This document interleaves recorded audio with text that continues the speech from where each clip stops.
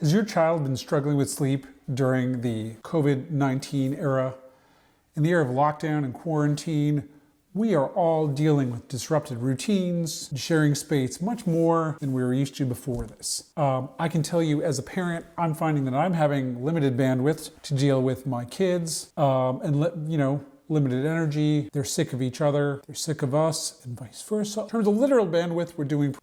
I really was a parenting genius when I upgraded our router. A really stable genius. Charlie, quiet for a second.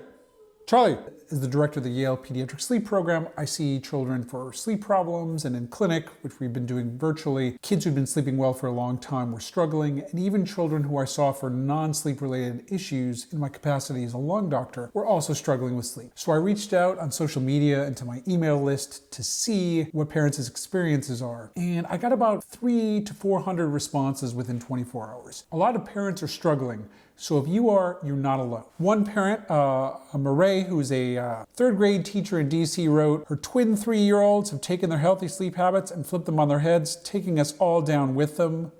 They've all but dropped their nap, are waking up in the night, are coming in and sleeping in our bed, and are often waking up before their usual time.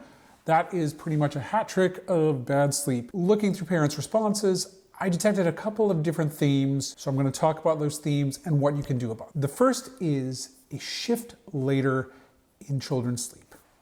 One mom wrote to me about her children who were previously on a 7 to 7 sleep schedule, shifting to a 9 to 9 sleep schedule. So in her case, this has been helpful because that 7 to 9 a.m. period, she and her partner are using to try to get work done frantically before her kids get up for the day. A child psychiatrist in Atlanta wrote me about how her teenage clients are doing much better on a later sleep schedule, which is hardly surprising given that most teenagers tend to be kind of nocturnal. So when can this later shift be a problem? If it's working for you, great, but there's 2 areas where I think it can be problematic. The first is if your children are pushing into your downtime. This is something we're dealing with in my house. As much as I love my children, I also like having some time without them at the end of the day. Historically, they were going to bed at 8:30, 9. Now it's pushing to 9:30, 10. And that really, since I go to bed at like 10:30, is limiting my time to relax and be without them. Another area this can be a problem is if your children are pushing into what we call the forbidden zone. If you've ever noticed that if your children stay up a little bit late, they spaz out, go crazy, they fight, you are probably in the forbidden zone, which is a period of increased alertness or a second wind past your usual bedtime. I remember years ago, a mom said to me on Facebook, my kids need to be in bed at 7:30 or 9 p.m. There's nothing in between. So if you're dealing with a lot of battles at bedtime, you might be in that forbidden zone. So pushing the bedtime a little bit earlier or a little bit later can help reduce the amount of conflict you're having at bedtime. There's really no hard and fast rules for where your kids' bedtime should fall, but in general, I would say that you probably don't want their schedules to shift more than an hour later if they're before puberty, or 2 hours later if they're in the teenage years, because it's going to be harder to unwind this when this is all over. I don't know when the kids are going back to school or things are going to return to normal, but they will eventually. And if your 12-year-old is now going to bed at 3 or 4 in the morning, it's going to be a much bigger adjustment than if they're going to bed at 10 o'clock. Another thing to be aware of with a later shift is that light exposure affects it. So if your children are on screens much later than usual, that suppresses their natural secretion of melatonin. Melatonin is the hormone of darkness.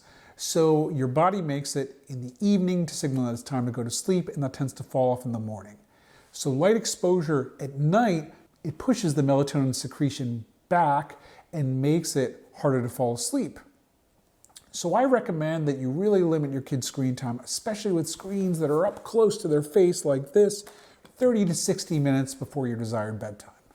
The other thing you can do to combat this is make sure that they're getting natural light exposure in the morning. The best thing to keep your kids' body clock schedule on track is morning light, exercise, and exposure. Another area of problems is conflict around naps and bedtime. A school psychologist in Illinois wrote to me about how her husband's a funeral director, and he unfortunately has been very busy given everything that's been going on. So, given the strained nature of being a virtual single parent during the waking hours and having the two littles all day, being at their beck and call, the sleeping routines have been greatly affected. They almost seem more starved for my attention when night falls. And this is true. Even though we're spending more time together, I think that the quality of the time can be less, especially if we're trying to work full time from home, keep our kids busy, deal with their education as well, which is shifted to being in our homes, can be really challenging. This can lead to nap strikes. If all the time your child wants attention for you, guess what?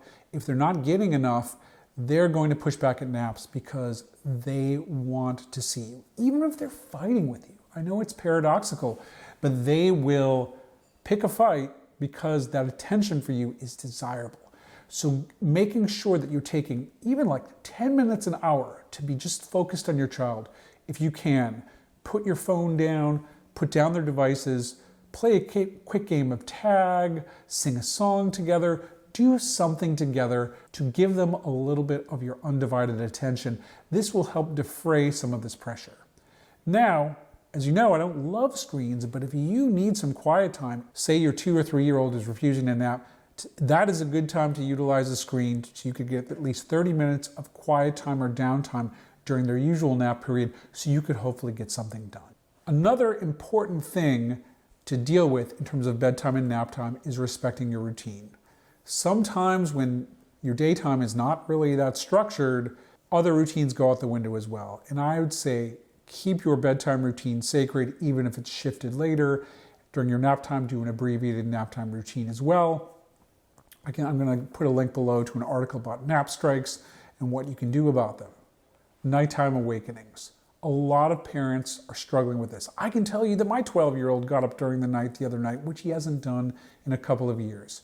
I think this is for lots of different reasons, but one thing you really need to pay attention to is anxiety. And one story I heard from a parent that really reached out to me was from a woman named Kat, who's a pastry chef in Portland. She just opened a new restaurant right before the restaurants were closed. Obviously, this is super stressful for her and her family. And she noted that her 3-year-old is having a lot more night awakenings. She and her husband realized, quote, "Our anxiety and conversations were causing him a lot of anxiety.